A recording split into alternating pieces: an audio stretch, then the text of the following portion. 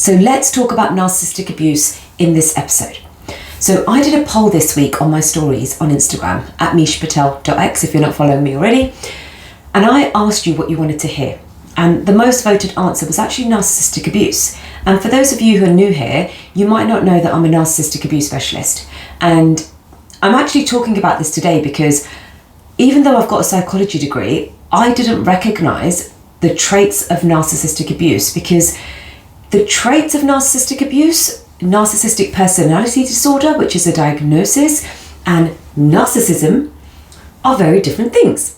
So yes, at university, I learned about NPD, narcissistic personality disorder, but it wasn't something that we really spoke about as causing trauma. And also, it doesn't matter whether someone has a diagnosis of all the traits or has no diagnosis of any traits.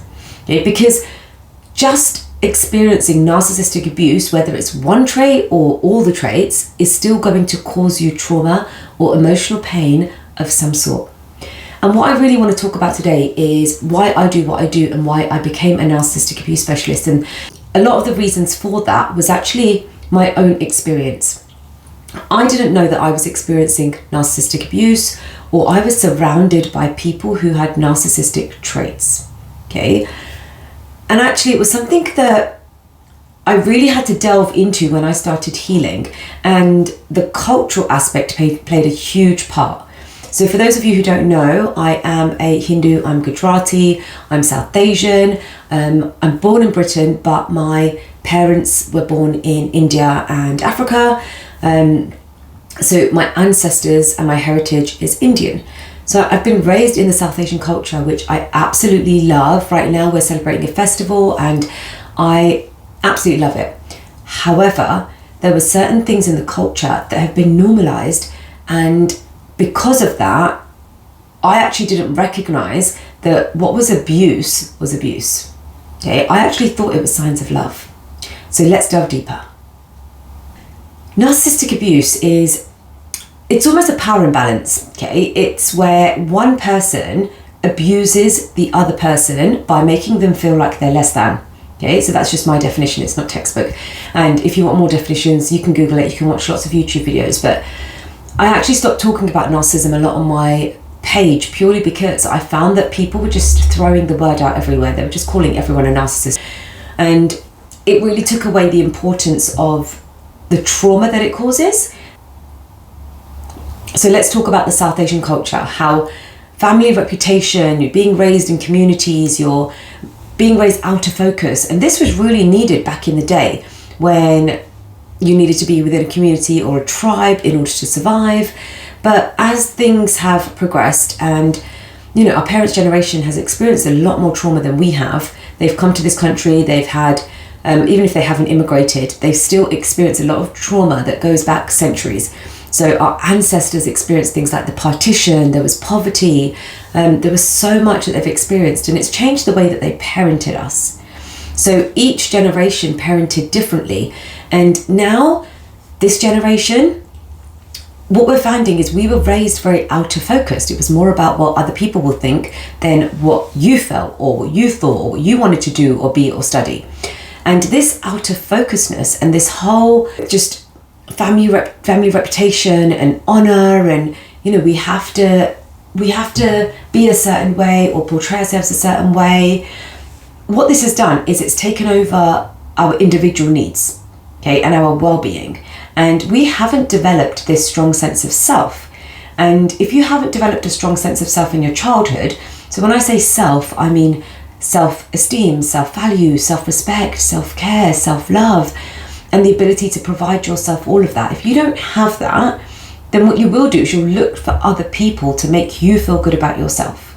Okay, it's a codependency wound, and it actually has the feelings of I'm not good enough to be loved simply for being me. And it does stem from childhood. It stems from having to be out of focus. It stems from having to think more about other people and getting their love and approval in order to feel safe and get your needs met, than thinking about developing your own strong sense of self yourself. And from that comes the sacrifice, the obedience, the people pleasing, all of that, just how you had to abandon yourself and your own needs in order to please those around you, in order to please society. maybe you were raised in a joint family and you had to please the elders, you had to please the head of the family. And maybe even abuse was normalized because this authority figure or the head of the family controlled everyone else. And that's just what you thought is normal. Okay. I work with a lot of females, but I know there's males that listen as well and the males that experience it well. So I do want to mention that when I talk mainly about females, it's because it's what I'm surrounded by.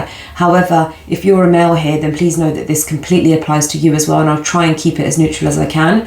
But when we think about the whole family hierarchy and how there was always the head of the family who made all the decisions for everyone, sometimes they were the ones that controlled everyone. And when they were the ones that controlled everyone, you had to obey what they said and did. And so did your parents. Okay, and if, let's say, one of your parental figures was that head of the family, then you would have had this need to please them as well. So this people pleasing started in your childhood and you had just thought it's normal. And then when you got into a relationship, you felt like you had to sacrifice yourself and your own needs to get the love and approval of the people in your family. And then that becomes society, that becomes friends, it becomes family, teachers, bosses, everyone. You abandon your needs for them without even realizing that these are narcissistic traits of power, of control. And then let's also talk about the whole entitlement. Okay, there's a lot of differences in the way that girls and boys are raised in the culture. Okay, if you take an example of someone coming to your house. Okay, if you're a male, you were probably told that you had to come downstairs and say hi, but then you can go off and do whatever you want. You were excused. But if you're a girl, you're probably expected to serve the water, to help in the kitchen, to sit there, to, be of service. And this is then what's evident in marriages and relationships. You feel like as a girl, you have to be of service. You have to be that obedient daughter-in-law. And as a son, you also have these pressures of feeling like it's your duty to look after your parents. So the reason why I'm mentioning this is because, especially for women, if they then go into a relationship where the man is in charge and he takes control, for example, he looks after all the finances, you don't have an input, you don't have a say, then you think this is normal because it's what you've had and seen growing up. Okay, but these are actually narcissistic traits, and this is how financial abuse begins. So there were very different gender roles. The women were expected to be submissive, nurturing, self-sacrificing, and the men were pressured to have authority, control, dominance. And then abuse becomes normalized in a culture as a whole. If you're experiencing abuse, you're then just told, it's okay, just ignore it. Just get on with it. Just please him. Just do what he says. You should give her what she wants. And then as a male, if you're experiencing abuse, you then feel like you're less than, that you're being controlled by the woman, and it's your job to be this dominant figure, but this woman is controlling you. And then you want to retreat and isolate yourself, and it's something that you don't want to talk about, especially with other males around you, because then you'll be made fun of and you'll be ridiculed. And then you've got the whole fear aspect. If you were raised with fear instilled in you, like I know when I was a child, if I didn't eat my dinner, I was threatened that scary uncle's going to come, or they're even going to call the police. And I grew up scared of the police until I was an adult. And then I had to really reframe that, because fear is instilled in you as a form of control. And then when you end up in a controlling relationship, you already think this is normal because it's just what you're used to. So you don't think of it as, okay, this is abuse. But controlling behaviors will leave you feeling fearful.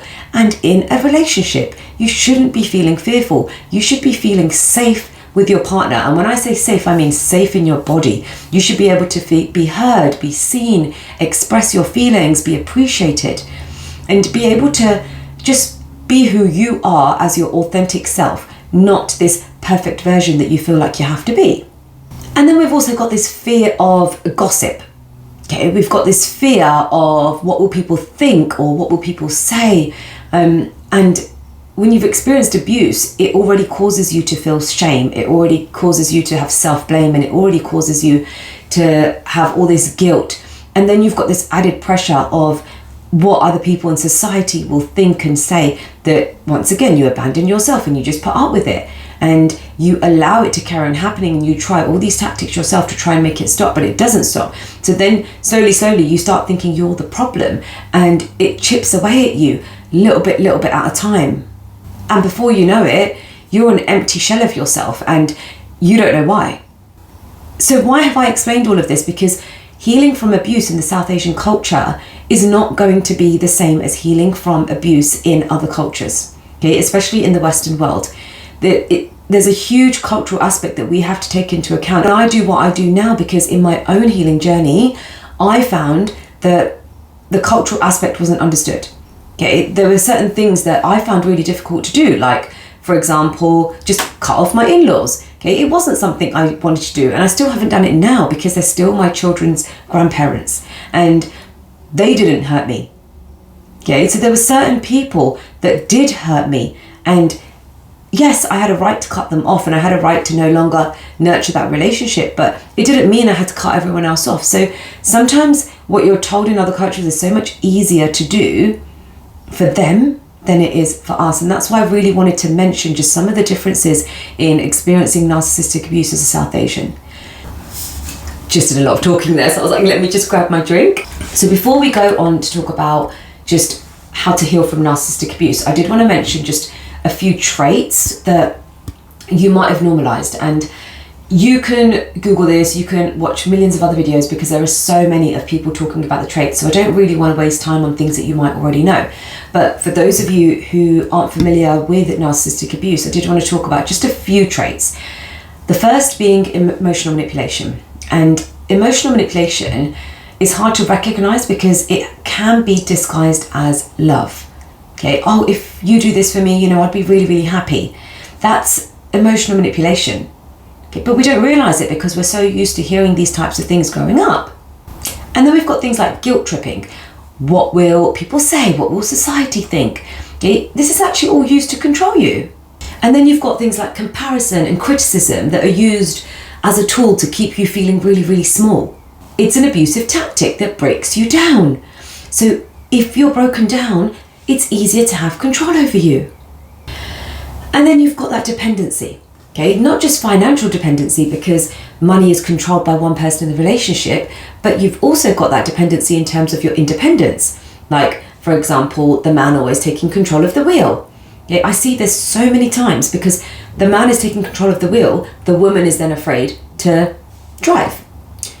You've got that in other terms as well, making decisions. Things like holidays, on where you spend your money, on where you're going to eat, or how often you're allowed to go out. All of these types of things, even things like the chores in the house, okay, where one person is expected to take control of everything and the other person can do whatever they want because they are the main earner or the provider. It all creates that imbalance. And lastly, I want to talk about things like the silent treatment or siblings being favoured and treated differently, because this can then cause these wounds of feeling like you're not good enough if a sibling has been favoured or they've been treated differently. And this doesn't just apply to gender roles because there's plenty of families where there's 2 boys or 2 girls or, etc. So gender roles and even things like silent treatment, if this is what you've experienced growing up because your parent has given you the silent treatment for doing something wrong or misbehaving or not thinking about their feelings, then it is going to be a tactic that you then think is okay and normal. Okay, so when you're given the silent treatment, what do you then do? Okay, you feel like you've done something wrong, so then you go and ignore the whole reason why they're giving you the silent treatment because you've called them out on their behaviour, and you then feel like you have to make it up to them. So they get away with the abuse. So let's talk about the effects of narcissistic abuse before I then do tell you how to heal.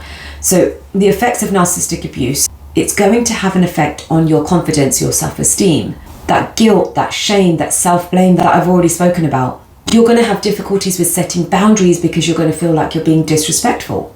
You might even struggle with self-worth, with identity or authenticity, just being able to be your true self. And you will have symptoms of things like anxiety, depression, complex post-traumatic stress disorder, because you've experienced a lot of events over a long period of time that have left you feeling unsafe. So when it comes to healing, what do we need to do? Okay, the first step is awareness and being able to recognize what you're experiencing. So when you can recognize things like being gaslit, okay, you can then see that, okay, my reality is my reality and actually they're gaslighting me. Okay, so gaslighting is a form of manipulation where the abuser makes you question your own reality. If you've experienced gaslighting, you'll often question your own thoughts, you'll often struggle with indecision, or you will question your own reality. Like, oh, maybe they are right. Okay, you'll hear things like, oh, I didn't say that, or that wasn't me, I didn't do that. So it's really important to understand and recognize what you're going through and put names to it, put words to it, so then you can see that it's not you and it's them. The second thing will then be to start building a stronger sense of self. Okay, you might need to get support with this, because with my clients we do explore the root cause, and that will be going back to things they've experienced in their childhood and what's caused them to then have this lack of boundaries and lack of a sense of self. So is to start doing things for you. Okay, doing something you enjoy. It can be a form of self-care. It can be even just reading a book in the evenings, taking some time out for you to do something that you want, but also that makes you feel good. So one thing I will always say is it's really hard when you're stuck in an abusive situationship, especially if you're living together, like if it's your mother-in-law or if it's your husband. It's really hard to find hours and hours, especially if you've got children involved or other family members present, to then just take that time out for yourself. But start small. Okay? Even if it is just one evening a week that you maybe go out and socialize, or you go and book yourself in a massage or have a treatment, or even in your home, creating a safe space within your space. So that might be just having some time to read a book in the evenings. But what we want to do is we want to start giving ourselves the love that we've given to all these people around us that we've tried to please constantly. And you want to start slowly taking that back and doing things for yourself again. And even the smallest of things can make a huge difference. So putting on something that makes you feel good. Okay, you'll often stop making an effort in an abusive relationship just because it's not being noticed, and also you don't feel worthy of making that effort. So you think, what's the point? So start making that effort again for you. This is for no one else's benefit, but just to make you feel good about yourself again. Okay. Then what we do want to do, and you might need support for this, is you want to have someone trusted that you can then speak to when things happen, because when you are triggered, you will struggle to self-soothe. Okay, when something has happened, your brain will automatically get dysregulated, you'll get heightened, and you will struggle to self-soothe until you have that flexibility in your nervous system. So what we want to then do is have some trusted people. Ideally, I would say get professional support, because I found with some clients, your friends and family, their emotions get involved. It's not always the best type of support. So don't be afraid to reach out for some support so you can have someone to support you to co-regulate, okay, when you can't self-soothe. Nervous system regulation. So before we can even think about really going to the root cause and healing, you just want to feel safe in your body.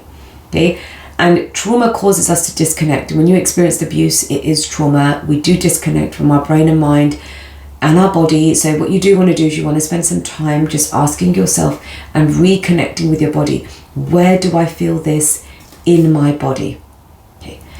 One of the things that I have found is that it's really difficult to heal on your own because you can't see what you can't see. And especially when you've experienced things like abuse and you've experienced gaslighting, and you question your own reality as it is, you're probably blaming yourself, because that's what a lot of people do. They start to see narcissistic traits in themselves. So it's really, really important to then get that support for yourself, because even when you feel like you are the narcissist, like I've not had a client that's come to me that hasn't questioned at some point in their healing journey if they were the narcissist, because they're recognizing these traits within themselves.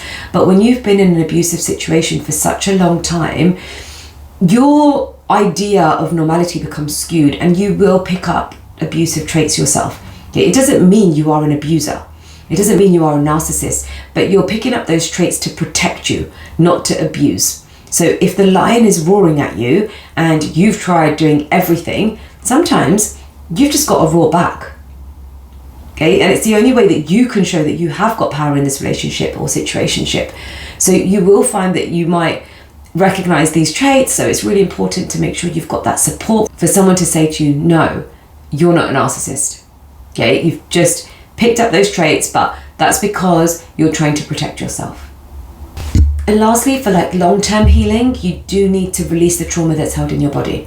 So when we regulate the nervous system, we then do want to release what our body is holding on to, because our nervous system is holding on to all those emotions, those feelings, those behaviors, and everything that you've experienced in this relationship, and even before that, because the root cause probably will be in your childhood and the way that you've seen the world. So we have to reframe that. We have to start using our discernment between what was right and what was wrong, and where these feelings come from, where these thoughts come from. And we have to release the trauma that's held in our body as well, in order to then feel confident enough to build this authentic identity of who you are, and also to reclaim your power, to be able to use your voice, be heard, seen, valued, and appreciated.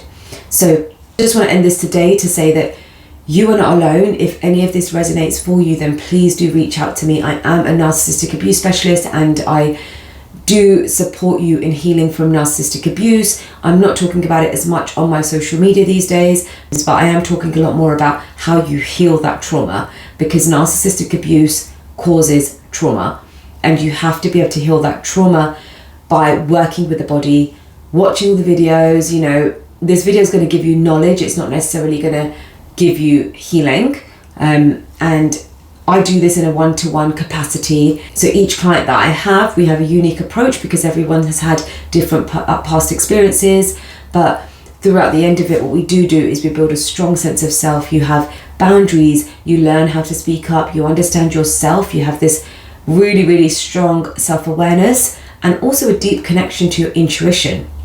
Because the trauma that you've experienced in your childhood causes you to disconnect from your intuition, which is why when you got into the relationships, the red flags were there, but you missed them, because instead of feeling what you were feeling and acknowledging that, you got into your head and you made excuses, and you probably minimized the abuse, or you justified it, and then you tell yourself this narrative, and then you become really good at pretending, and you go through this cycle of love bombing, where they make you feel really, really good and put you on this pedestal, and then they devalue you, they abuse you, they take it away, they deflect the blame, they project their behavior onto you, and then they discard you.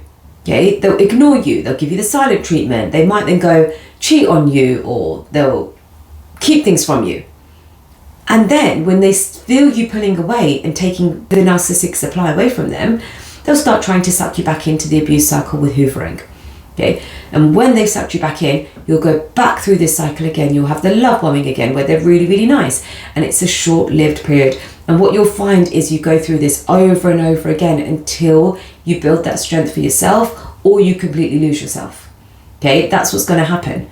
So it's really, really important that you do seek that help, especially with things like trauma bonding, which keep you stuck, and codependency. And for anyone that doesn't know what trauma bonding is, it is the equivalent of substance abuse. Okay, it's a psychological addiction that causes you to become addicted to the way that someone makes you feel, and the same chemicals are released in your brain, and it comes from that cycle of love and affection. They make you feel really, really good about yourself, and then that devaluation and that withdrawal, they take it away from you, and then they give it back to you. So each time that happens, you're wanting the person that's hurting you to then make you feel good about yourself, and you're going back to the early stages of the relationship, where they were charming, where they were nice, where they did give you all this attention, and you're thinking that that person is still in there, but that person's not in there. That person was never there. That was just a character that they were playing. And now what you really have to do is start popping that bubble and seeing the reality for who they are as a person. This is who they are, not that person that they portrayed themselves to be. So it is really lonely when you've experienced narcissistic abuse. I totally understand that. I've been there myself, and you know, the people around me didn't understand what I was going through. They didn't understand what I needed. So please do reach out for professional support. I will leave the link below this video if you do want to book a consultation call, or you do want to get some support. Please book the call. Just know that you're not alone. Thank you. I'm sending you so much love and strength if this episode has resonated with you. Please like, follow, comment, and let me know if there's anything else that you'd want me to talk about. Thank you. Bye.